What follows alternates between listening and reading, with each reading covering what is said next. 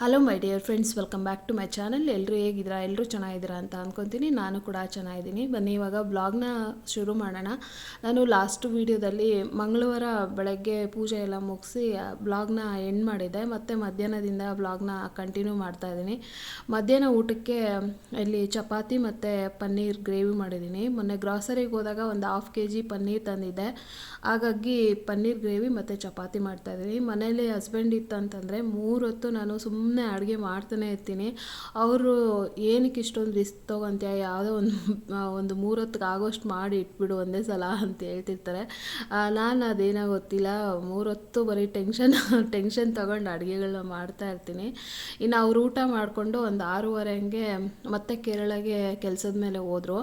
ಇವಾಗ ನೆದರ್ಲ್ಯಾಂಡ್ಗೆ ಕೊಕೊನೆಟ್ಟು ಹೋಗುತ್ತಂತೆ. ಹಾಗಾಗಿ ಅನ್ಲೋಡ್ ಆಗುವಾಗ ಒಂದೊಂದು ಸಲ ಇವರು ವಿಸಿಟ್ ಮಾಡಬೇಕು ಅಲ್ಲಿಗೆ, ಅದಕ್ಕೋಸ್ಕರ ಹೋಗ್ತಾರೆ. ಅದು ಬೇರೆ ಇವ್ರದ್ದು ಕೊಕೊನೆಟ್ಟು ನೆದರ್ಲ್ಯಾಂಡ್ಗೆ ರೀಚ್ ಆಗೋಷ್ಟೊತ್ತಿಗೆ ಒಂದು 42 ಡೇಸ್ ಆಗುತ್ತಂತೆ. ಅದಕ್ಕೋಸ್ಕರ ಒಂದು ಸಲ ಹೇಗೆ ಅನ್ಲೋಡ್ ಆಗ್ತದೆ ಏನು ಎತ್ತ ಅಂತೆಲ್ಲ ಒಂದು ಸಲ ವಿಸಿಟ್ ಮಾಡ್ತಾರೆ. ವಿಸಿಟ್ ಮಾಡಿ ಅನ್ಲೋಡ್ ಆಗಿದ್ದನ್ನ ಏನೋ ಎಕ್ಸ್ಪೋರ್ಟ್ ಮಾಡಿಸಿ ಬರ್ತಾರೆ. ಸೊ ಹಾಗಾಗಿ ಒಂದು 2 ಡೇಸ್ ಹೋಗಿದ್ರು. ಇವಾಗ 1 ಮಂತಿಂದ ಸಿಕ್ಕಾಬಟ್ಟೆ ಬ್ಯುಸಿಯಾಗಿಬಿಟ್ಟಿದ್ದಾರೆ ಅವರು. ಸೊ ಫಸ್ಟು ಕಾರ್ತಿಕ್ ಮಾಸ ಶುರುವಾಗೋಕ್ಕೂ ಮುಂಚೆ ತಿರುವಣ್ಣಾಮಲೈಗೆ ಹೋಗಿದ್ದೆ, ಅರುಣಾಚಲೇಶ್ವರ ಸ್ವಾಮಿ ದರ್ಶನಕ್ಕೆ. ಅವತ್ತಿಂದ ಇವತ್ತಿನವರೆಗೂ ಒಂದೂವರೆ ತಿಂಗಳಿಂದ ಎಷ್ಟು ಬ್ಯುಸಿಯಾಗಿ ಹೋಗ್ಬಿಟ್ಟಿದ್ದಾರೆ ಅಂತಂದರೆ ನಮ್ಮ ಜೊತೆ ಟೈಮ್ ಸ್ಪೆಂಡ್ ಮಾಡೋಕ್ಕೂ ಆಗ್ತಾಯಿಲ್ಲ. ಅವರು ಅಷ್ಟು ಬ್ಯುಸಿಯಾಗಿ ಹೋಗ್ಬಿಟ್ಟಿದ್ದಾರೆ. ಅಂದರೆ 1 ಡೇ 2 ಡೇ ಹೋಗಿ ಬರ್ತಾ ಇರ್ತಾರೆ. ಸೊ ಮತ್ತು ಬೆಂಗಳೂರಿನಲ್ಲಿ ಕೆಲಸನೂ ಮಾಡ್ತಾ ಇರ್ತಾರೆ. ಜಾಸ್ತಿ ವರ್ಕ್ ಫ್ರಮ್ ಹೋಮ್ ಮಾಡ್ತಾರೆ. ಮತ್ತು ಏನು ಈ ಥರ ಏನೋ ಔಟ್ ಆಫ್ ಸ್ಟೇಷನ್ ಕೂಡ ಕೆಲಸದ ಮೇಲೆ ಹೋಗ್ತಾ ಇರ್ತಾರೆ. ಇನ್ನು ಅವರು ಸಂಜೆ 6:30 ಹಂಗೆ ಮತ್ತೆ ಕೇರಳಗೆ ಹೋದರು. ಬರೀ ಇವಾಗ ಟ್ರೈನ್ ಜರ್ನಿ ಕೇರಳಗೆ 9 ಅವರ್ಸ್ ಆಗುತ್ತಂತೆ. ಇನ್ನು ಮೊನ್ನೆ ಮಹಾರಾಷ್ಟ್ರ ಹೋಗಿದ್ರಲ್ವ, 12 ಅವರ್ಸ್ ಜರ್ನಿ ಅಂತೆ. ಬಟ್ ಏನೂ ಮಾಡೋಕ್ಕಾಗಲ್ಲ, ದುಡಿಲೇಬೇಕಲ್ವ, ಕಮಿಟ್ಮೆಂಟ್ಸ್ ಎಲ್ಲ ಇದ್ದಾಗ. ಹಾಗಾಗಿ ಹೋಗಿದ್ದಾರೆ. ಇನ್ನು ನಾನು ಗುರುವಾರ ದಿನ ಬೆಳಗ್ಗೆ ಬ್ಲಾಗ್ ಕಂಟಿನ್ಯೂ ಮಾಡ್ತಾ ಇದ್ದೀನಿ. ಸೊ ಗುರುವಾರ ದಿನ ಬೆಳಗ್ಗೆ ಒಂದು 4:30ಗೆ ಅಲಾರ್ಮ್ ಇಟ್ಕೊಂಡಿದ್ದೆ. ಆದರೆ ಅವರು ಇಲ್ಲದೇ ಇದ್ದಕ್ಕೆ ನನಗೆ ಎದ್ದು ಕೆಲಸ ಮಾಡ್ಕೊಳ್ಳೋದಕ್ಕೆ ಒಂಥರ ಭಯ ಆಗುತ್ತೆ. ಅದಕ್ಕೆ 4:30ಗೆ ಇಟ್ಟಿದ್ನಲ್ಲ, ಸ್ವಲ್ಪ ಆಫ್ ಮಾಡಿಬಿಟ್ಟು ಹಂಗೆ ಮಲ್ಕೊಂಡೆ. ಒಂದು 4:45 ಹಂಗೆ ಎದ್ದು ದೇವ್ರಿಗೆ ನಮಸ್ಕಾರ ಮಾಡಿಕೊಂಡು ಹೋಗಿ ಬ್ರಷ್ ಮಾಡಿಕೊಂಡು ಫ್ರೆಶ್ ಅಪ್ ಆಗಿ ಬರೋಷ್ಟೊತ್ತಿಗೆ ಒಂದು 5:15 ಹಂಗಾಗಿತ್ತು. ಆಮೇಲೆ ಮನೆ ಒಳಗಡೆ ಎಲ್ಲ ನೀಟಾಗಿ ಕಸ ಎಲ್ಲ ಗುಡಿಸ್ಕೊಂಡೆ. ಅಷ್ಟೊತ್ತಿಗೆ ಬೆಳಗಾಗ್ತಾ ಬರ್ತಾಯಿತ್ತು. ಸೊ ಇವಾಗ ಒಂದು ಸ್ವಲ್ಪ ಗಂಜಲ ಹಾಕ್ಕೊಂಡು ಮನೆ ಒರೆಸ್ಕೊತಾ ಇದ್ದೀನಿ. ರಾಯರು ಪೂಜೆ ಮಾಡಬೇಕು ಅಂತಂದರೆ ನಾನು ಇಲ್ಲಿ ಕೆಳಗಡೆ ಎಲ್ಲ ಮನೆ ಒರೆಸ್ಕೊತೀನಿ. ಆ್ಯಕ್ಚುಲಿ ನಾನ್ ವೆಜ್ ಏನಾದ್ರು ತಿಂದಿದ್ರೆ ಒರೆಸ್ಕೊಳ್ಳೇಬೇಕಲ್ವ, ಹಾಗಾಗಿ ಮನೆ ಒರೆಸ್ಕೊತಾ ಇದ್ದೀನಿ. ತಿನ್ನಲಿಲ್ಲ ಅಂದರೆ ಒಂದೊಂದು ಟೈಮ್ ಬಿಡ್ತೀನಿ, ನೆಲ ಏನು ಒರ್ಸೋಕ್ಕೆ ಹೋಗಲ್ಲ. ವ್ರತ ಮಾಡುವಾಗ ಕಂಪಲ್ಸರಿಯಾಗಿ ನಾನು ಮನೆ ಒರೆಸ್ಕೊತೀನಿ. ಮತ್ತು ತಲೆಗೂ ಸ್ನಾನ ಮಾಡಿಕೊಂಡು ಮಡಿ ಬಟ್ಟೆಗಳ ಹಾಕ್ಕೊಂಡು ಪೂಜೆ ಮಾಡೋದು. ಸೊ ಇದು ಏನು ವ್ರತ ಮಾಡ್ತಾ ಇಲ್ಲ, ಜಸ್ಟ್ ಪೂಜೆ ಮಾಡ್ತಾ ಇದ್ದೀನಿ ಅಂದಾಗ ಮನೆ ಒರೆಸ್ಕೊಳ್ಳೋದು ಒಂದೊಂದು ಟೈಮ್ ಸ್ಕಿಪ್ ಆಗುತ್ತೆ. ಅಂದರೆ ನಾನ್ ವೆಜ್ ಏನೂ ತಿನ್ನಲಿಲ್ಲ ಅಂದರೆ ಸ್ಕಿಪ್ ಮಾಡ್ತೀನಿ. ನಾನ್ ವೆಜ್ ತಿಂದಿದ್ದರೆ ಗಂಜಲ ಹಾಕ್ಕೊಂಡೆಲ್ಲ ಮನೆ ಒರೆಸ್ಕೊಂಡು ಪೂಜೆನ ಮಾಡ್ತೀನಿ. ಸೊ ಇವಾಗ ತಿಂದಿದ್ವಲ್ಲ, ಹಾಗಾಗಿ ಮನೆ ಒರೆಸ್ಕೊಳ್ತಾ ಇದ್ದೀನಿ. ಮತ್ತು ತಲೆಗೂ ಕೂಡ ಒಂದು ಸ್ವಲ್ಪ ಹರಳೆಣ್ಣೆ ಹಚ್ಕೊಂಡಿದ್ದೆ. ಕಣ್ಣೆಲ್ಲ ಒಂಥರ ಈ ಗಾಳಿಗೋ ಏನೋ ಗೊತ್ತಿಲ್ಲ, ಈಟು ಮತ್ತು ಗಾಳಿಗೋ ಏನೋ ಗೊತ್ತಿಲ್ಲ, ಸಿಕ್ಕಾಬಟ್ಟೆ ಬಲ್ಗಣ್ಣಂತೂ ಮಂಗಳವಾರ ದಿನ ಯಜಮಾನ್ರು ಹೋಗಿದ್ದ ದಿನ ಸಿಕ್ಕಾಬಟ್ಟೆ ಪೇಯ್ನ್ ಆಗ್ತಾಯಿತ್ತು. ಅದಕ್ಕೋಸ್ಕರ ನೈಟು ಹರಳೆಣ್ಣೆ ಹಚ್ಕೊಂಡಿದ್ದೆ. ಸೊ ಇವಾಗ ಮನೆಯೆಲ್ಲ ಒರೆಸಿದ್ದಾಯಿತು. ಇವಾಗ ಹೊಸ್ಲು ತೊಳೆದು ಅರಿಶಿನ ಕುಂಕುಮ ಇಟ್ಟು ರಂಗೋಲಿನ ಹಾಕ್ತಾಯಿದ್ದೀನಿ. ಒಂದೊಂದು ಸಲ ಹೊಸ್ಲನ್ನ ನೋಡಿದಾಗ ಇದೇನೋ ಬರುತ್ತಲ್ವ ತಾಮ್ರದ್ದು ಶೀಟು, ಅದನ್ನು ಮಾಡಿಸ್ಕೊಂಬಿಡೋಣ ಅಂತ ಅನಿಸುತ್ತೆ. ಆದರೆ ಅದನ್ನು ಹಾಕ್ಸ್ಕೊಂಡ್ರೆ ರಂಗೋಲಿ ಎಲ್ಲ ಹಾಕೋಕ್ಕಾಗಲ್ಲ. ಹೊಸ್ಲು ಮೇಲೆ ಅರಿಶಿನ ಕುಂಕುಮ ಹಚ್ಚಿ ರಂಗೋಲಿ ಅಂದರೆ ನ್ಯಾಚುರಲಾಗಿ ರಂಗೋಲಿ ಹಾಕಿದ್ರೇ ಆ ಹೊಸ್ಲಿಗೆ ಕಳೆ ಬರುತ್ತಲ್ವಾ. ಸೊ ಅದು ಮಿಸ್ ಆಗಿಬಿಡುತ್ತೆ ಅಂತ ಅಂದ್ಬಿಟ್ಟು ಅಂದ್ಕೊತಾ ಇರ್ತೀನಿ. ನೋಡೋಣ ನನ್ನ ಮುಂದೆ ಏನಾದರೂ ಸ್ವಲ್ಪ ಅದು ಪಾಲಿಶ್ ಎಲ್ಲ ಇದಾಗ್ತಾ ಇದ್ದರೆ ಒಂದು ಸ್ವಲ್ಪ ಹೊಸ್ಲು ಕೂಡ ಹಳೇದಾಗ್ತಾ ಆಗ್ತಾ ನೋಡೋಣ ಹಾಕ್ಸ್ಕೊಂಡ್ರೆ ಆಯಿತು ಅಂತ ಅಂದ್ಬಿಟ್ಟು ಅಂದ್ಕೊಂಡಿದ್ದೀನಿ. ಸೊ ಇನ್ನು ಹೊಸ್ಲೆಲ್ಲ ಒರೆಸಿ ಅರಿಶಿನ ಕುಂಕುಮ ಎಲ್ಲ ಇಟ್ಟು ಕೆಳಗಡೆ ಹೋಗಿ ಗೇಟ್ ಹತ್ರ ಎಲ್ಲ ಕಸ ಗುಡಿಸಿ ನೀರು ಹಾಕಿ ರಂಗೋಲಿ ಹಾಕಿ ಬಂದು ಸ್ನಾನ ಮಾಡ್ಕೊಂಡು ಬಂದು ಇವಾಗ ಹೂನ ಕಿತ್ಕೊತಾ ಇದ್ದೀನಿ. ಸೊ 7 ಗಂಟೆ ಆಗಿತ್ತು, ನೋಡ್ತಾ ಇರ್ಬೋದು. ಇನ್ನೂ ಹೂ ಕೂಡ ಅರಳಿಲ್ಲ. ಹೂವೆಲ್ಲ ಕಿತ್ಕೊಂಡು ಹೋಗಿ ದೇವ್ರ ಮನೆ ಎಲ್ಲ ಕ್ಲೀನ್ ಮಾಡಿ ದೇವ್ರ ಅಲಂಕಾರ ಎಲ್ಲ ರೆಡಿ ಮಾಡಿಕೊಂಡು ಆಮೇಲೆ ಅನ್ನಕ್ಕೂ ಕೂಡ ಇಟ್ಟಿದ್ದೆ ನಾನು. ಇದು ಪುಳಿಯೋಗರೆ ಮಾಡೋಣ ಅಂತ ಅಂದ್ಬಿಟ್ಟು ಅನ್ನ ಮಾಡಿಕೊಂಡು ನಾನು ಇವಾಗ ಹೂ ಕಿತ್ಕೊಳಕ್ಕೆ ಬಂದಿದ್ದೀನಿ. ಅದೊಂದು ಸ್ವಲ್ಪ ಅನ್ನ ಇದು ಪುಳಿಯೋಗರೆ ಮಾಡೋದಕ್ಕೆ ಒಂದು ಸ್ವಲ್ಪ ಮುಂಚೆನೇ ಮಾಡಿಟ್ಕೊಂಡ್ರೆ ಚೆನ್ನಾಗಿರುತ್ತಲ್ವ. ಅದಕ್ಕೋಸ್ಕರ ಅನ್ನ ಕೂಗಿಸ್ಬಿಟ್ಟು ಆಮೇಲೆ ನಾನು ಹೂನ ಕಿತ್ಕೊಳಕ್ಕೆ ಬಂದಿದ್ದೆ. ಇನ್ನು ರಾಯರ್ಗೆ ಯಾವ ಥರ ತುಳಸಿ ಇಷ್ಟ ಅಂತ ಅಂದರೆ, ತುಳಸಿ ಎಲೆಗಿಂತ ಈ ಥರ ಬೀಜ ಇರೋಂಥ ಮೊಗ್ಗು ಅವ್ರಿಗೆ ತುಂಬ ಇಷ್ಟ ಆಗುತ್ತೆ. 1-2 ಕಡ್ಡಿಯಷ್ಟು ಮೊಗ್ಗಿಟ್ರೆ ಸಾಕು ಅವ್ರಿಗೆ ತೃಪ್ತಿ ಆಗುತ್ತೆ ಎಲೆಗಿಂತ ಅಂಥೇಳಿ ಹೇಳ್ತಾರೆ. ಹಾಗಾಗಿ ನಾನು ಮೊಗ್ಗಾಗೋವರೆಗೂ ಬಿಟ್ಟಿರ್ತೀನಿ. ಮೊದಲೆಲ್ಲ ಇವರು ಕಟ್ ಮಾಡಿ ಬಿಸಾಕ್ತಾಯಿದ್ರು. ಕಟ್ ಮಾಡಿ ಬಿಸಾಕ್ಬಿಡಿ, ಹಂಗೆ ಇರಲಿ, ಪೂಜೆಗೆ ಬೇಕು ನನಗೆ ಅಂತ ಹೇಳ್ತೀನಿ. ವಿಷ್ಣುಗೆ ಮತ್ತು ರಾಯರಿಗೆ ಈ ಥರ ಮೊಗ್ಗು ಅಂತಂದರೆ ತುಂಬ ಇಷ್ಟಪಡ್ತಾರಂತೆ. ಬೀಜ ಇರೋಂಥ 1-2 ಕಡ್ಡಿ ಇಟ್ಟರೆ ಸಾಕು, ತೃಪ್ತಿ ಆಗ್ತಾರೆ ಅಂಥೇಳಿ ಹೇಳ್ತಾರೆ. ಹಾಗಾಗಿ ನಾನು ಅದು ಕೂಡ ಕಿತ್ಕೊತೀನಿ. ಒಂಥರ ನೋಡೋಕ್ಕೆ ಚೆನ್ನಾಗಿರುತ್ತೆ. ದೇವರಿಗೆ ಇಟ್ಟು ಪೂಜೆ ಮಾಡುವಾಗ ನೋಡಿದ್ರೆ ತುಂಬ ಒಂಥರ ಕಳೆಯಾಗಿ ಇರುತ್ತೆ ಮೊಗ್ಗಿಟ್ರೆ. ತುಳಸಿ ಇಟ್ಟರೆ ಒಂಥರ ಇರುತ್ತೆ, ಮೊಗ್ಗಿಟ್ರೆ ಒಂಥರ ಇರುತ್ತೆ.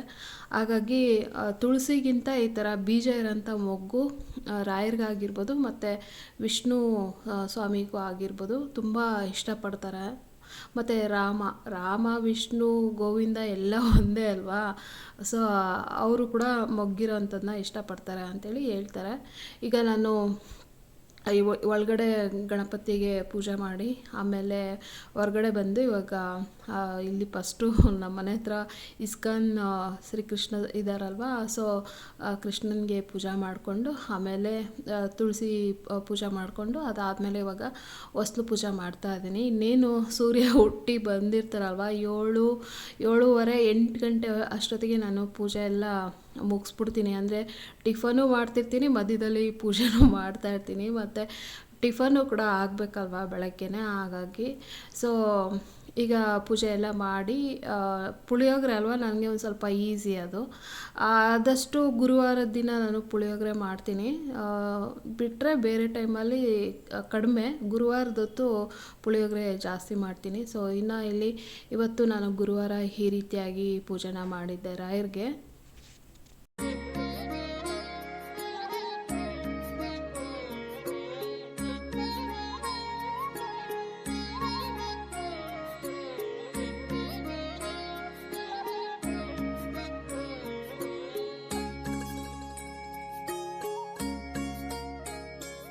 ಇನ್ನು ರಾಯರು ವ್ರತ ಮಾಡುವಾಗ ನಾವು ಹೇಗಿರಬೇಕು ಅಂತೇಳ್ಬಿಟ್ಟು ಇವತ್ತು ತಮ್ಮನೇಲಲ್ಲಿ ಕೂಡ ಇದೆ ಅಲ್ವಾ. ಸೊ ನಾನು ಹೇಗಿದ್ದೆ ವ್ರತ ಮಾಡುವಾಗ ಅಂತಂದರೆ, ಯಾರಾದರೂ ನಮಗೆ ಇಷ್ಟ ಇಲ್ಲದೇ ಇರೋಂಥ ಮಾತು ಹೇಳಿದಾಗ ನಮಗೆ ಕೋಪ ಬರುತ್ತಲ್ವ. ಸೊ ಆವಾಗ ನಾವು ಯಾರನ್ನೂ ಬೈದೆ ತಾಳ್ಮೆಯಿಂದ ಇರಬೇಕು. ಮತ್ತು ಏನು ಯಾರ ಹತ್ರನೂ ಜಗಳಕ್ಕೆ ಹೋಗಬಾರ್ದು. ಅದೆಷ್ಟೇ ಟ್ರಿಗರ್ ಮಾಡಿದ್ರೂ ನಾವು ಕಂಟ್ರೋಲ್ ಮಾಡ್ಕೊಬೇಕಾಗತ್ತೆ. ಸೊ ಆವಾಗಲೇ ನಾವು ಮಾಡಿರೋಂಥ ವ್ರತಕ್ಕೆ ಫಲ ಸಿಗೋದು.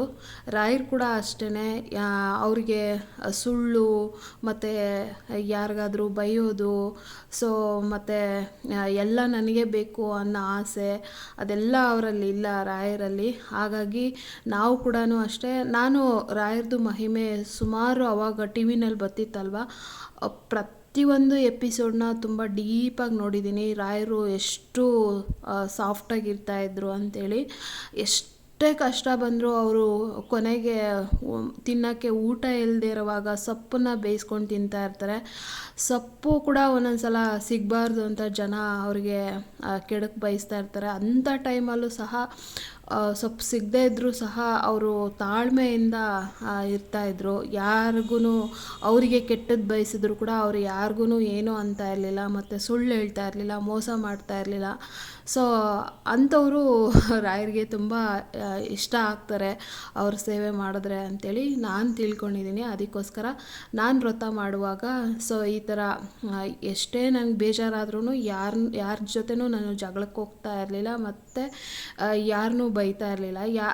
ಒಂದು ಟೈಮು ನಮ್ಮಮ್ಮ ಏನಾದ್ರು ಹೇಳಿದಾಗ ಬೇಡ ನಾನು ವ್ರತ ಮಾಡ್ತಾಯಿದ್ದೀನಿ ಯಾರಿಗೂ ಏನು ಅನ್ನಲ್ಲ ಅಂಥೇಳಿ ಸುಮ್ಮನೆ ಆಗ್ಬಿಡ್ತಾ ಇದ್ದೆ. ಈ ವ್ರತದ ಬಗ್ಗೆ ಮುಂದೆ ಕ್ಲಿಪ್ಪಿಂಗ್ಸಲ್ಲಿ ಶೇರ್ ಮಾಡ್ಕೊತೀನಿ. ಇಲ್ಲಿ ಇವಾಗ ಪುಳಿಯೋಗರೆ ಮಾಡ್ತಾ ಇದ್ದೀನಲ್ಲ, ಸೊ ಇನ್ನು ಪುಳಿಯೋಗರೆ ಬಗ್ಗೆ ಮಾತಾಡೋಣ ಬನ್ನಿ. ಈ ಪುಳಿಯೋಗರೆ ಮದರ್ ಮೇಡ್ ಅಂತೇಳಿ ಹೋಮ್ ಮೇಡ್ ಪುಳಿಯೋಗರೆ ಪೌಡರು ಮೈಸೂರಿಂದ ಬರುತ್ತೆ ಇದು. ಸೊ ಇವರು ಮೇ ಬಿ ಇವ್ರ ಕಂಪನಿಗೆ ಪರ್ಚೇಸ್ ಮಾಡ್ತಾರೆ ಅಂತ ಅನಿಸುತ್ತೆ. ನಾನು ಕೇಳೋಕ್ಕೆ ಹೋಗಿಲ್ಲ, ಆಲ್ಮೋಸ್ಟು ಹತ್ತತ್ರ 1 ವರ್ಷ ಆಗ್ತಾಯಿದೆ, ಇನ್ನೂ ಕೇಳೇ ಇಲ್ಲ. ಸೊ ಮೈಸೂರು ಅಂದರೆ ನಂಗೆ ತುಂಬ ಇಷ್ಟ. ಅದರಲ್ಲೂ ಮೈಸೂರಿಂದ ಪುಳಿಯೋಗರೆ ಬಂದಿದೆಯಲ್ಲ ಅಂಥೇಳಿ ಟೇಸ್ಟ್ ಮಾಡಿದ್ರೆ ಸಖತ್ತಾಗಿದೆ. ನಾನು ಯಾವಾಗಲೂ MTR ಮತ್ತು ಇದು ಅಯ್ಯಂಗಾರ್ ಯೂಸ್ ಮಾಡ್ತಿದ್ದೆ. ಅವೆರಡಕ್ಕಿಂತನೂ ಸಖತ್ತು ಟೇಸ್ಟ್ ಇದೆ ಮಾತ್ರ ಇದು ಪುಳಿಯೋಗರೆ. ಇವತ್ತು ದೇವಸ್ಥಾನದ ಶೈಲಿಯಲ್ಲಿ ನಾನು ಪುಳಿಯೋಗರೆನ ಮಾಡ್ತಾಯಿದ್ದೀನಿ. ನಮ್ಮ ದೊಡ್ಡಪ್ಪನ ಮಗಳು ಯಾವಾಗಲೂ ಈ ಥರ ಮಾಡು ಸಖತ್ತಾಗಿರುತ್ತೆ ಅಂತ ಹೇಳ್ತಾಯಿದ್ಲು. ದೇವಸ್ಥಾನದ ರೀತಿ ಅಂದರೆ ಗೊಜ್ಜು ಮಾಡಿಕೊಂಡು ಮಾಡು ಅಂತ ಹೇಳ್ತಾಯಿದ್ರು. ಅದಕ್ಕೋಸ್ಕರ ಈ ಸಲ ಟ್ರೈ ಮಾಡೋಣ ಅಂಥೇಳಿ ಮಾಡ್ತಾಯಿದ್ದೀನಿ. ನಾನು ಯಾವಾಗಲೂ ಇದು ಏನಾದರೂ ಸ್ಟೋರ್ ಮಾಡಬೇಕು ಅಂದರೆ ಈ ಥರ ಗೊಜ್ಜು ಮಾಡ್ಕೊಂಡು ಮಾಡ್ತಿದ್ದೆ. ಸ್ಟೋರ್ ಮಾಡಲ್ಲ ಅಂದರೆ ಅಲ್ಲಿ ಬಾಟಲ್ ಮೇಲೆ ಮಾಡುವ ವಿಧಾನ ಹೇಗೆ ಅಂಥೇಳಿ ಕೊಟ್ಟಿರ್ತಾರಲ್ಲ ಅದೇ ರೀತಿಯಾಗಿ ಮಾಡ್ತಿದ್ದೆ. ಮತ್ತು ಇನ್ನೊಂದು ಥರ ಈರುಳ್ಳಿ, ಹಸಿರು ಮೆಣಸಿನ್ಕಾಯಿ ಇದೆಲ್ಲ ಹಾಕಿ ಮಾಡ್ತಾಯಿದ್ದೆ. ಸೊ ಇದು ಒಂಥರ ಚೆನ್ನಾಗಿರುತ್ತೆ. ನನಗೆ ಅಲ್ಲಿ ಬಾಟಲ್ ಮೇಲೆ ಮಾಡುವ ವಿಧಾನ ಹೇಗಿರುತ್ತೋ ಅದು ತುಂಬ ಇಷ್ಟ ಆಗುತ್ತೆ. ಇದು ಕೂಡ ಚೆನ್ನಾಗಿರುತ್ತೆ. ಒಬ್ಬೊಬ್ಬರಿಗೂ ಒಂದೊಂದು ಥರ ಟೇಸ್ಟ್ ಇಷ್ಟ ಆಗುತ್ತಲ್ಲ, ಹಾಗೆ ಒಂದು 3 ಥರ ನಾನು ಮಾಡ್ತೀನಿ ಪುಳಿಯೋಗರೆಯಲ್ಲಿ. ಈರುಳ್ಳಿ ಹಾಕಿ ಮಾಡ್ತೀನಿ, ಮತ್ತು ಬಾಟಲ್ ಮೇಲೆ ರೆಸಿಪಿ ಕೊಟ್ಟಿರ್ತಾರಲ್ಲ ಆ ಥರ ಮಾಡ್ತೀನಿ, ಮತ್ತು ಈ ಥರ ಮಾಡ್ತೀನಿ. ಸೊ ಇನ್ನು ಪೂಜೆ ಎಲ್ಲ ಮಾಡಿ ಟಿಫನ್ ತಿಂದ್ಕೊಂಡು ಟೆರೆಸ್ ಮೇಲೆ ಬಂದೆ. ಒಂದು ಸ್ವಲ್ಪ ಕಡಲೆಬೇಳೆ ಎಲ್ಲ ತಂದಿದ್ದೆ, ಕಡಲೆ ಹಿಟ್ಟು ಮಾಡಿಸೋಣ ಅಂತಂದ್ಬಿಟ್ಟು. ಸೊ ಒಣಗಾಕೋಣ, ಬಿಸಿಲೆಲ್ಲ ಚೆನ್ನಾಗಿದೆ ಅಲ್ಲ ಇವಾಗ, ಹಾಗಾಗಿ ಒಣಗಾಕೋಣ ಅಂಥೇಳಿ ಟೆರೆಸ್ ಮೇಲೆ ಬಂದೆ. ಮತ್ತು ಒಂದು ಸ್ವಲ್ಪ ಹೊತ್ತು ಬಿಸಿಲಲ್ಲೂ ಕೂಡ ಇರೋಣ ಅಂತ ಅಂದ್ಬಿಟ್ಟು ಬಂದಿದ್ದೆ. ಸೊ ಅಷ್ಟೊತ್ತಿಗೆ ಫೋನ್ ಕಾಲ್ಸ್ ಎಲ್ಲ ಶುರುವಾಗುತ್ತೆ ನಮ್ಮ ಫ್ರೆಂಡ್ಸ್ದು. ಏನು ಮಾಡ್ತಾಯಿದ್ಯಾ, ಆಯಿತಾ ಟಿಫನ್ ಅಂತೆಲ್ಲ ಕೇಳ್ತಾರೆ. ಆಯಿತು, ಇವಾಗ ಟೆರೆಸ್ಗೆ ಬಂದಿದ್ದೀನಿ, ಕಡಲೆಬೇಳೆ ಒಣಗಾಕಬೇಕು, ಕಡಲೆ ಹಸಿಟ್ಟು ಮಾಡ್ಸೋಕ್ಕೆ ಅಂತ ಹೇಳ್ತಾ ಇರ್ತೀನಿ. ಯಾವಾಗಮ್ಮ ನೀನು ಬೋಂಡ ಬಜ್ಜಿ ಮಾಡ್ತೀಯಾ, ಸುಮ್ಮನೆ ಯಾಕೆ ಹಿಟ್ಟು ಮಾಡಿಸ್ದೆ, ಯಾವಾಗಲೂ ಬೋಂಡ ಬಜ್ಜಿನೇ ಮಾಡಲ್ಲ ನೀನು ಅಂತ ಹೇಳ್ತಾಯಿದ್ರು. ಹೌದು, ಆವಾಗ ನಾನು ನಗ್ತಾ ಇದ್ದೆ. ಹೌದಲ್ವಾ ಅಂತ ಅಂದ್ಬಿಟ್ಟು. ಅಂದರೆ ಯಾವಾಗಾದರೂ ಮಾಡೋಕ್ಕೆ ರೇರಾಗಿ ಮಾಡೋಕ್ಕಾದ್ರೂ ಬೇಕಲ್ವಾ. 1 ವರ್ಷ ಇಟ್ರೂ ಅದು ಟೇಸ್ಟ್ ಕಳ್ಕೊಳ್ಳಲ್ಲ ನಾವು ಮನೆ ಮಾಡ್ಕೊಳ್ಳೋದು. ಅದೇ ಅಂಗಡಿಯಲ್ಲಿ ತಂದಿದ್ದು ಅಷ್ಟು ಟೇಸ್ಟ್ ಇರಲ್ಲ ನನಗೆ. ಅದಕ್ಕೋಸ್ಕರ ಹೋಮ್ ಮೇಡ್ ಮಾಡ್ಕೊತೀನಿ. ಕಡಲೆ ಹಿಟ್ಟು ತುಂಬ ಟೇಸ್ಟ್ ಇರುತ್ತೆ, 1 ವರ್ಷ ಆದ್ರೂ ಒಳ್ಳೆ ಟೇಸ್ಟ್ ಇರುತ್ತೆ. ಅದಕ್ಕೋಸ್ಕರ ಯಾವಾಗಾದರೂ ಮಾಡೋಕ್ಕೆ ಬೇಕಾಗುತ್ತಲ್ಲ ಅಂಥೇಳಿ 1-2 kg ತಂದಿದ್ದೆ. ಅದಕ್ಕೆ ಒಣಗಾಕೊಂಡು ಕೂತಿದ್ದೀನಿ ಇಲ್ಲಿ. ಹಾಗೆ ಒಂದು ಸ್ವಲ್ಪ ಕೊತ್ತಂಬರಿ ಸೊಪ್ಪು ಅದೆಲ್ಲ ಹಾಕಿದ್ದೆ, ಅದನ್ನೆಲ್ಲ ಕಿತ್ಕೊಂಡು, ಮತ್ತು ಮೆಣಸಿನ್ಕಾಯಿ ಕಿತ್ಕೊಂಡು ಹೋಗಿ ಅಡುಗೆ ಮಾಡಬೇಕು ಅಂಥೇಳಿ ಹಾಗೆ ನಮ್ಮ ಫ್ರೆಂಡ್ಸ್ ಹತ್ರ ಎಲ್ಲ ಒಂದು 2-3 ಹತ್ರ ಎಲ್ಲ ಮಾತಾಡಿ ಆಮೇಲೆ ಬಂದು ಇವಾಗ ಕೆಳಗಡೆ ಮುದ್ದೆ ಮತ್ತು ಬಸ್ಸಾರು ಮಾಡ್ತಾಯಿದ್ದೀನಿ. ಆ್ಯಕ್ಚುಲಿ ಮಕ್ಕಳು ಮನೆಯಲ್ಲೇ ಇದ್ರಲ್ಲ, ಅದಕ್ಕೋಸ್ಕರ ಇವತ್ತು ಮಧ್ಯಾಹ್ನಕ್ಕೇ ಬಸ್ಸಾರು ಮಾಡಿಬಿಟ್ಟು ಮುದ್ದೆ ಸಾರು ಮಾಡಿದ್ದೀನಿ. ನಮ್ಮ ಫ್ರೆಂಡ್ ಒಬ್ಬರು ಶಿವಮ್ಮ ಅಂತ ಅಂದ್ಬಿಟ್ಟು ಕಡಲೆಬೇಳೆ ಒಣಗಾಕಿದ್ದೆ ಅಂತ ಹೇಳಿದ್ನಲ್ಲ, ಸೊ ಈ ಥರ ಏನು ಅಡುಗೆ ಮಾಡ್ತೀಯಾ ಅಂತ ಕೇಳ್ತಾಯಿದ್ರು. ಹಿಂಗೆ ಇದು ಕ್ಯಾಬೇಜು ಬಸ್ಸಾರು ಮಾಡೋಣ ಅಂತ ಅಂದ್ಕೊಂಡಿದ್ದೀನಿ ಅಂತ ಹೇಳಿದೆ. ಅವರು ಕಡಲೆಬೇಳೆ ಹಾಕಿ ಮಾಡಮ್ಮಿ ತುಂಬ ಚೆನ್ನಾಗಿರುತ್ತೆ ಅಂತ ಹೇಳ್ತಾಯಿದ್ರು.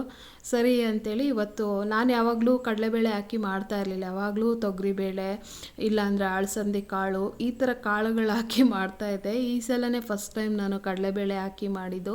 ತುಂಬ ಚೆನ್ನಾಗಿತ್ತು ಕಾಂಬಿನೇಷನ್. ಅಂದರೆ ಕಡಲೆಬೇಳೆನೂ ಅಷ್ಟೇ ಸಾಫ್ಟಾಗಿರುತ್ತೆ, ಮತ್ತು ಕ್ಯಾಬೇಜೂ ಅಷ್ಟೇ ಸಾಫ್ಟಾಗಿರುತ್ತೆ. ಬೇಳೆಗಿಂತನೂ ಒಂಥರ ಬೇಳೆ ಹಿಂಡಿದಾಗ ಡ್ರೈ ಆಗುತ್ತೆ, ಆದರೆ ಇದು ಕಡಲೆಬೇಳೆ ಒಂಥರ ಸಾಫ್ಟಾಗಿ ಚೆನ್ನಾಗಿತ್ತು.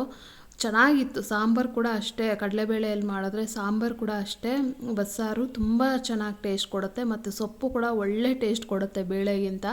ಟ್ರೈ ಮಾಡಿ ಒಂದ್ಸಲ. ನನಗೆ ನಮ್ಮ ಶಿವಮ್ಮ ಹೇಳಿದ್ರಿಂದ ಮಾಡಿದೆ ಅಷ್ಟೇ. ಸೊ ಇನ್ನು ಊಟ ಎಲ್ಲ ಮಾಡಿ ಮತ್ತೆ ಸಂಜೆ ಮತ್ತೆ ರಾಯರಿಗೆ ತುಪ್ಪದ ದೀಪ ಹಚ್ಚಿ ಮನೇಲಿ ಮತ್ತೆ ಒಂದು 21 ನಮಸ್ಕಾರ ಬೆಳಗ್ಗೆನೇ ಹಾಕಿದ್ದೆ. ರಾಯರ ಮುಂದೆನೇ ಹಾಕ್ಬಿಡ್ತೀನಿ 21 ನಮಸ್ಕಾರ. ಹಾಕ್ಬಿಟ್ಟು ಮತ್ತೆ ಸಂಜೆ 5:30ಗೆ ನಾನು ಪೂಜೆ ಎಲ್ಲ ಮಾಡಿ ಮತ್ತೆ ಒಂದು ಅರ್ಧ ಗಂಟೆ ಸುಮ್ಮನೆ ಮನೇಲಿ ಕೂತಿದ್ದು.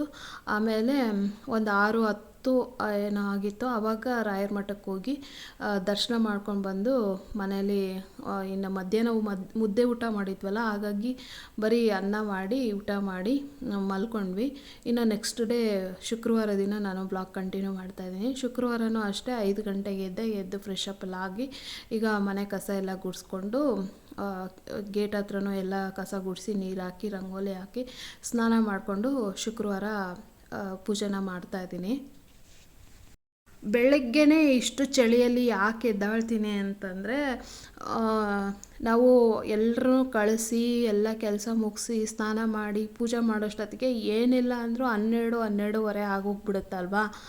ಆ ಟೈಮಲ್ಲಿ ಪೂಜೆ ಮಾಡಿದ್ರೆ ಅಂದರೆ ದೇವರಿಗೆ ತಲುಪೋದಿಲ್ಲ ಅಂತ ಅಂದ್ಬಿಟ್ಟು, ಅಂದರೆ ಒತ್ತೇ ಇರೋದ್ಮೇಲೆ ಪೂಜೆ ಮಾಡಿದ್ರೆ ದೇವರಿಗೆ ತಲುಪೋದಿಲ್ಲ ಅಂತ ಅಂದ್ಬಿಟ್ಟು, ಅಂದರೆ ಸೂರ್ಯೋದಯ ಇನ್ನೇನು ಆಗ್ತಾಯಿದೆ ಅನ್ನೋಷ್ಟೊತ್ತಿಗೆ ಒಂದು 8:30-9 ಗಂಟೆ ಒಳಗಡೆ ಪೂಜೆ ಮಾಡಿದ್ರೆ ಒಳ್ಳೇದು ಅಂತ ಹೇಳ್ತಾರಲ್ವ. ಹಾಗಾಗಿ ಒಂದು ಸ್ವಲ್ಪ ಪ್ರಾಬ್ಲಮ್ಸ್ ಎಲ್ಲ ಇದ್ದಾಗ ಸೊ ಈ ಥರ ಬೆಳಗ್ಗೆನೇ ಸೂರ್ಯೋದಯ ಆಗೋಕ್ಕೂ ಮುಂಚೆ ಪೂಜೆ ಮಾಡಿದ್ರೆ ನಮ್ಮ ಪ್ರಾಬ್ಲಮ್ಸ್ ಎಲ್ಲ ಕಡಿಮೆ ಆಗುತ್ತೆ ಬ್ರಾಹ್ಮಿ ಮುಹೂರ್ತದಲ್ಲಿ ಪೂಜೆ ಮಾಡಿದ್ರೆ ಅಂತ ಹೇಳ್ತಾರೆ. ಹಾಗಾಗಿ ಸೊ ನನಗೆ ಪ್ರಾಬ್ಲಮ್ಸ್ ಇರಲಿ ಇಲ್ಲದೇ ಇರಲಿ ಬೆಳಗ್ಗೆ ಬ್ರಾಹ್ಮಿ ಮುಹೂರ್ತದಲ್ಲಿ ಚಿಕ್ಕವರಿದ್ದಾಗಿಂದ ಎದ್ದು ಅಭ್ಯಾಸ ಅಲ್ವಾ. ಈ ಟೈಮ್ ನನಗೆ ತುಂಬ ಇಷ್ಟ ಆಗುತ್ತೆ. ಅದೆಷ್ಟೇ ಚಳಿ ಇದ್ರೂ ಫಸ್ಟ್ ಎದ್ದಿದ ತಕ್ಷಣ ಏನು ಮಾಡ್ತೀನಿ ಗೊತ್ತಾ, ಸ್ವೆಟರ್ ಹಾಕ್ಕೊಂಡ್ಬಿಡ್ತೀನಿ. ಆಮೇಲೆ ಹೋಗಿ ಬ್ರಷ್ ಮಾಡ್ಕೊಂಡು ಬಂದು ಕೆಲಸನ ಶುರು ಮಾಡ್ತೀನಿ. ಆವಾಗ ಸೆಕೆ ಅನಿಸುತ್ತೆ. ಅಷ್ಟು ಚಳಿಯಲ್ಲೂ ಸೆಕೆ ಅನಿಸುತ್ತೆ. ಆವಾಗ ಸ್ವೆಟರ್ ಬಿಚ್ಚಾಕ್ಬಿಟ್ಟು ಕೆಲಸನ ಶುರು ಮಾಡ್ತೀನಿ.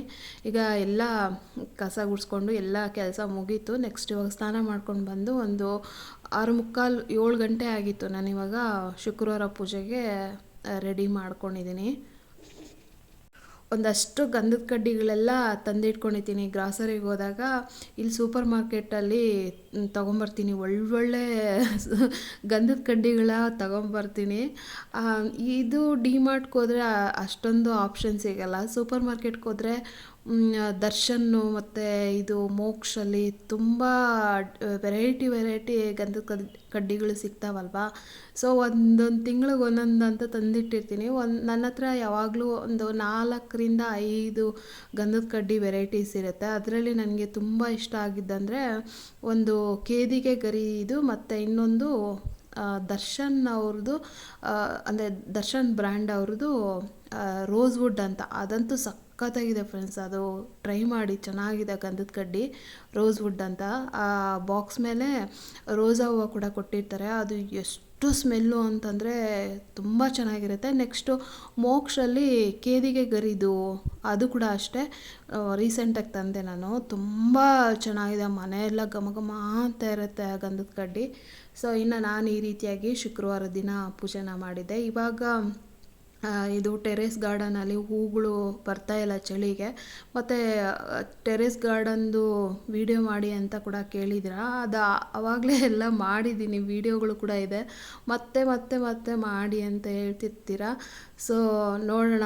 ಇವಾಗ ಚಳಿಗಾಲದಲ್ಲಿ ಏನಿಲ್ಲ, ವಾರಕ್ಕೊಂದ್ಸಲ ಔಷಧಿ ಹೊಡಿಲೇಬೇಕು. ಎಷ್ಟು ಔಷಧಿ ಹೊಡೆದ್ರೂ ಇವಾಗ ರೋಗ ಕಂಟ್ರೋಲ್ ಆಗೋದೇ ಇಲ್ಲ. ಆದ್ರೂ ಬಿಸಿಲಿರುತ್ತಲ್ವ, ಆವಾಗ ವಾರಕ್ಕೊಂದ್ಸಲ ನಾವು ಫರ್ಟಿಲೈಸರ್ನ ಸ್ಪ್ರೇ ಮಾಡಬೇಕು. ಇಲ್ಲ ಅಂದರೆ ಸಿಕ್ಕಾಪಟ್ಟೆ ಹುಳ ಎಲ್ಲ ತಿಂದಾಕ್ಬಿಡುತ್ತೆ. ಗಾರ್ಡನ್ನ ಚಳಿಗಾಲದಲ್ಲಿ ಯಾವ ರೀತಿ ಮೇಂಟೈನ್ ಮಾಡೋದು ಅಂಥೇಳಿ ನೆಕ್ಸ್ಟು ವೀಡಿಯೋದಲ್ಲಿ ನಾನು ಶೇರ್ ಮಾಡ್ಕೊತೀನಿ. ಇನ್ನು ಇವಾಗ ಟಿಫನ್ಗೆ ನಾನು ಶುಕ್ರವಾರ ದಿನ ಪಾಲಕ್ ಪನ್ನೀರ್ ಪಲಾವ್ ಮಾಡ್ತಾಯಿದ್ದೀನಿ. ಪನ್ನೀರು ಒಂದು ಅರ್ಧ kg ತಂದಿದ್ನಲ್ಲ, ಮೊನ್ನೆ ಅರ್ಧ ಗ್ರೇವಿ ಮಾಡಿದ್ದೆ, ಇನ್ನೊಂದು ಸ್ವಲ್ಪ ಇತ್ತು. ಹಾಗಾಗಿ ಸೊಪ್ಪುಗಳು ಕೂಡ ಅಷ್ಟೇ 10 ರೂಪಾಯಿಗೆ ಒಂದೊಂದು ಕಟ್ಟು ದೊಡ್ಡ ದೊಡ್ಡದು. ಅದಕ್ಕೆ ಒಂದೆರಡು ಪಾಲಕ್ ಸೊಪ್ಪು ತಂದಿದ್ದೆ, ಮೆಂತ್ಯ ಸೊಪ್ಪು ತಂದಿದ್ದೆ ಗುರುವಾರ ದಿನ ದೇವಸ್ಥಾನಕ್ಕೆ ಹೋದಾಗ. ಸೊ ಇವಾಗ ಒಂದು ಅರ್ಧ ಪಾಲಕ್ ಸೊಪ್ಪನ್ನ ಇಲ್ಲಿ ರುಬ್ಬಿಟ್ಕೊಂಡಿದ್ದೀನಿ. ಅಂದರೆ ಇದಕ್ಕೆ ರುಬ್ಬೋದಕ್ಕೆ ಏನೇನು ಹಾಕ್ಕೊಂಡಿದ್ದೀನಿ ಅಂದರೆ ಶುಂಠಿ, ಬೆಳ್ಳುಳ್ಳಿ, ಹಸಿಮೆಣ್ಸಿನ್ಕಾಯಿ, ಇದು ಪುದೀನ ಸೊಪ್ಪು, ಕೊತ್ತಂಬರಿ ಸೊಪ್ಪು ಮತ್ತು ಪಾಲಕ್ಕು ಇಷ್ಟನ್ನು ಹಾಕಿ ರುಬ್ಕೊಂಡಿದ್ದೀನಿ. ರುಬ್ಕೊಂಡಿರೋದನ್ನ ಇವಾಗ ಕುಕ್ಕರ್ಗೆ ಒಂದು 4-5 ಟೇಬಲ್ ಸ್ಪೂನ್ ಅಷ್ಟು ಎಣ್ಣೆ ಹಾಕಿದ್ದೆ. ಆಮೇಲೆ ಓಲ್ ಸ್ಪೈಸಸ್ ಹಾಕಿದ್ದೆ. ಆಮೇಲೆ ಇದು ಸೋಂಪು ಕಾಳು ಕೂಡ ಹಾಕ್ಕೋಬೇಕು, ಚೆನ್ನಾಗಿರುತ್ತೆ. ಅದಾದಮೇಲೆ ಒಂದು 2 ಈರುಳ್ಳಿ ಎಲ್ಲ ಚೆನ್ನಾಗಿ ಫ್ರೈ ಆದಮೇಲೆ ರುಬ್ಕೊಂಡಿದ್ವಲ್ಲ, ಸೊ ಈ ಮಸಾಲ ಎಲ್ಲ ಹಾಕಿ ಆಮೇಲೆ ಧನಿಯಾ ಪುಡಿ, ಖಾರದ ಪುಡಿ ಮತ್ತು ಗರಂ ಮಸಾಲ ಇಷ್ಟನ್ನು ಹಾಕಿ ಚೆನ್ನಾಗಿ ಎಲ್ಲ ಹಸಿ ವಾಸನೆ ಹೋಗೋವರೆಗೂ ಹುರ್ಕೊಂಡು ಅದಾದಮೇಲೆ ಅಕ್ಕಿನ ಹಾಕ್ತಾಯಿದ್ದೀನಿ. ತುಂಬ ಬೇಗ ಆಗುತ್ತೆ ಮತ್ತು ತುಂಬ ಹೆಲ್ದಿ. ಅಂದರೆ ಪಾಲಕ್ ಸೊಪ್ಪಲ್ಲಿ ತುಂಬ ಐರನ್ ಅಂಶ ಇರುತ್ತೆ. ಮತ್ತು ಏನೋ ಮೊಟ್ಟೆ ತಿಂದೇ ಇರೋರು ಈ ಥರ ಒಂದು ಕಟ್ಟು ಪಾಲಕ್ ಸೊಪ್ಪು ತಿಂದರೆ 7 ಮೊಟ್ಟೆ ತಿಂದಷ್ಟು ಶಕ್ತಿ ಇರುತ್ತೆ ಅಂತ ಹೇಳ್ತಾರೆ. ಮತ್ತು ಪನ್ನೀರಲ್ಲಿ ಪ್ರೋಟೀನ್ ಕೂಡ ಇರುತ್ತೆ. ಹಾಗಾಗಿ ಹೆಲ್ದಿಯಾಗಿರೋಂಥ ಪಾಲಕ್ ಪನ್ನೀರ್ ಪಲಾವ್ ಮಾಡಿದ್ದೆ. ನಾನು ಗೋಡಂಬಿನ ಈ ಒಗ್ಗರಣೆ ಮಾಡ್ಕೊತೀವಲ್ಲ ಸ್ಪೈಸಸ್ ಹಾಕುವಾಗ ಆವಾಗಲೂ ಹಾಕ್ಬೋದು. ಈ ಕೂಗಿಸ್ತೀವಲ್ಲ ಆವಾಗ ಮೆತ್ತಗೆ ಹೋಗ್ಬಿಡುತ್ತೆ ಗೋಡಂಬಿ, ಅದು ನನಗೆ ಇಷ್ಟ ಆಗಲ್ಲ. ಅದಕ್ಕೋಸ್ಕರ ಲಾಸ್ಟಲ್ಲಿ ತುಪ್ಪದಲ್ಲಿ ಗೋಡಂಬಿ ಹುರ್ಕೊಂಡು ಮೇಲೆ ಹಾಕಿ ಮಿಕ್ಸ್ ಮಾಡ್ತೀನಿ. ಆವಾಗ ಕ್ರಿಸ್ಪಿಯಾಗಿ ತುಂಬ ಚೆನ್ನಾಗಿರುತ್ತೆ ಗೋಡಂಬಿ. ನನಗೆ ಡ್ರೈ ಫ್ರೂಟ್ಸ್ ಅಂದರೆ ತುಂಬ ಇಷ್ಟ, ಹಾಗಾಗಿ ಈ ರೀತಿ ಮಾಡ್ತೀನಿ. ಸೊ ಇದಾಗಿತ್ತು ಫ್ರೆಂಡ್ಸ್ ಇವತ್ತಿನ ವ್ಲಾಗ್ ಇಷ್ಟ ಇದ್ದರೆ please like, share, comment and subscribe to my channel. Thank you for watching. Bye.